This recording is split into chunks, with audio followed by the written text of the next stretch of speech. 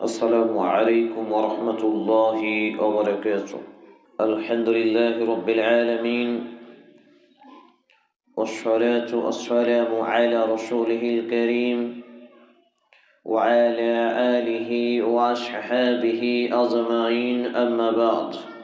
আজকের সংক্ষিপ্ত টাইমে আলোচনার বিষয় পরকালের চিন্তা। এই শিরোনামে সংক্ষিপ্তভাবে কোরআন এবং হাদিসের আলোকে কিছু আলোচনা উপস্থাপন করব ইনশাআল্লাহুল আজিজ।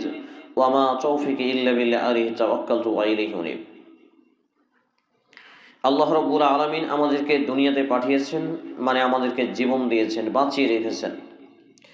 সময় সাপেক্ষে আল্লাহ রাব্বুল আলামিন আমাদেরকে দুনিয়া থেকে মেরে দিবেন, আমাদের মৃত্যু হয়ে যাবে। এরপরে আমাদেরকে চলে যেতে হবে পরকালে।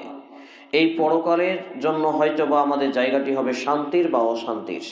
যদি আমরা দুনিয়াতে ভালো কাজ করি, আল্লাহ যা বলেছে, আল্লাহ রসুল সাল্লাল্লাহু আলাইহি সাল্লাম যা বলেছেন, সে মতো যদি আমরা একটা একটা করে আমাদের পথ চলা জীবন চলা শুরু হয়, আমাদের পথ চলা জীবন চলা চলে, তাহলে আমাদের এই পথ চলা এবং জীবন চলা সার্থক হবে।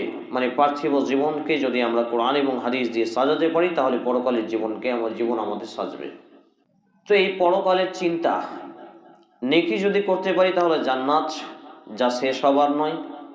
যদি নেকি না করে যেতে পারি তাহলে জাহান্নাম, যা আশা করার নয়।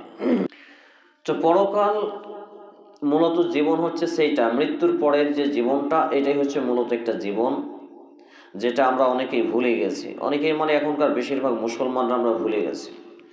দুনিয়ার জীবনটা হচ্ছে ক্ষণস্থায়ী, কয়েক দিনের, কয়েক সপ্তাহ, কয়েক মাস, কয়েক বছরের। আর মৃত্যুর পরের জীবনটা হচ্ছে চিরস্থায়ী, যা শেষ হবার নয়, কোনো দিন শেষ হবে না।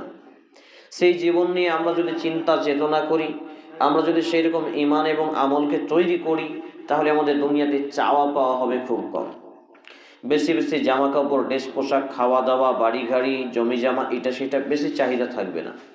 কিন্তু যদি আমাদের সেই রকম জ্ঞান না থাকে, ঈমান না থাকে, তাহলে কিন্তু আমাদের দুনিয়াতে চাওয়া পাওয়া হবে বেশি। আর চাওয়া পাওয়া মানে যত খাই তত চাই, যত পাই তত চাই, এই চাওয়া পাওয়া থাকবে। তো পরকালের চিন্তা আমাকে এবং আপনাকে করতে হবে। পরকালের চিন্তা নিয়ে আমার এবং আপনার জীবনকে কাটাতে হবে।